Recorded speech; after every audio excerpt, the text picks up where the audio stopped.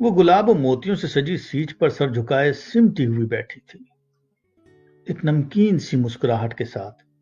اس نے پلکوں کی چلمن سے جھانک کر دیکھا۔ رنگ برنگی کاغذی پھولوں کی لڑیاں اس کے گرد حصار سا بنتی ہوئی مسیری کے کناروں سے کمرے کی چھت تک ٹکی ہوئی تھی۔ مسیری کی رنگین چادر تازہ گلاب کے غنچوں اور پتیوں سے ڈھکی ہوئی اس کے سپنوں کے شہزادے کے انتظار میں سیچ کا روپ دھارے ہوئی تھی۔ کمرے میں مہندی اور اپٹن کی خوشبوئیں اور اس کے بدن سے اٹھنے والی دلہن کے ارمانوں کی مہک کسی بھی دیسی بدیسی پرفیوم کو کہیں قریب بھی پھٹکنے نہیں دے رہی تھی۔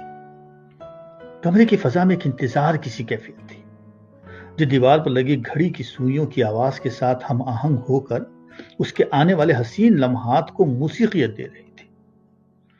موسیقی تو ایک مدھر سر کی طرح اس کے روئے روئے میں دوڑ رہی تھی، کبھی کسی حسین خیال کی طرح اور کبھی کسی بے چین احساس کی طرح آنے والے خوشگوار لمحوں کے انتظار میں، جب اس کے سپنوں کا شہزادہ اس کا ہاتھ تھامے اس سے زندگی کے حسین مستقبل کی سرگوشی دھیمے سے کرے گا اور پھر اس کے سبھی لمس کچھ انکہے لفظوں کی طرح اس کی روح میں اتر جائیں گے۔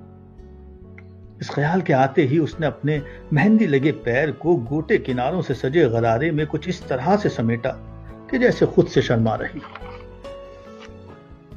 اس نے دوبارہ پلکوں کی چلمن گرا دی اور آنکھیں بند کر کے آنے والے حسین لمحوں کے سپنے دیکھنے لگی۔ اس کے سپنوں کے شہزادے کا حسین روپ اپنے پورے قد و خال کے ساتھ اس کے خیالوں میں ابھرنے لگا۔ لمبا قد، چوڑے کندھے، کشادہ پیشانی، بڑی بڑی روشن آنکھیں جن میں ذہانت اپنی پوری تابناکیوں کے ساتھ چمک رہی تھی۔ اور جب وہ پہلی بار اس کے گھر آئے تھے، امی نے اسے مسکراتے ہوئے بتایا تھا کہ لڑکا انجینئر ہے، خاندان مذہبی ہے اور تنخواہ 80,000۔ خود وہ بھی تو معاشیات میں ایم اے تھی۔ اسی سال تو اس کا رزلٹ آیا تھا۔ اسے یاد آنے لگا کس قدر وقار تھا ان کی شخصیت میں، کس قدر دلکش تھے ان کے انداز۔ بات کرتے ہوئے دونوں ہاتھوں کی انگلیوں کے کناروں کو وہ جوڑتے تھے اور ایک مخصوص طرح سے منہ کو ہلاتے ہوئے اوہ کہتے تھے۔ ان کے لہجے کی شائستگی، ان کے چہرے کا اتار چڑھاؤ، ان کی بات چیت کا ہر انداز کس قدر دلکش اور دل موہ لینے والا تھا۔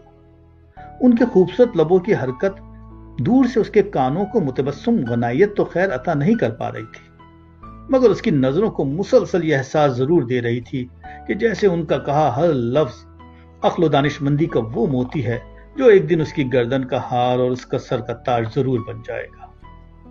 ان کا ہر انداز جیسے گواہی دے رہا تھا کہ وہ زندگی کے ہر تلخ و شیریں اتار چڑھاؤ سے کسی دانشور کی طرح واقف ہے۔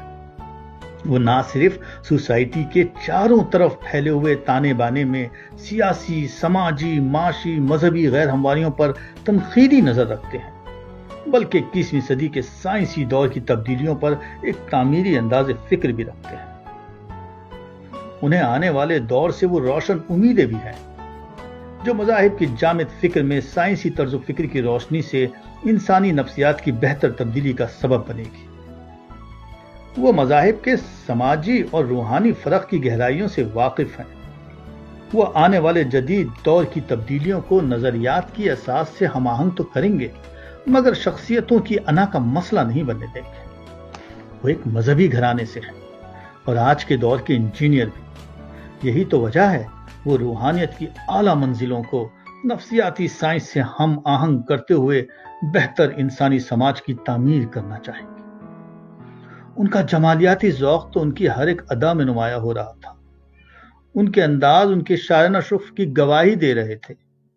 وہ اپنے دل کے کینوس پہ میرے عشق کی تصویر بنائیں گے۔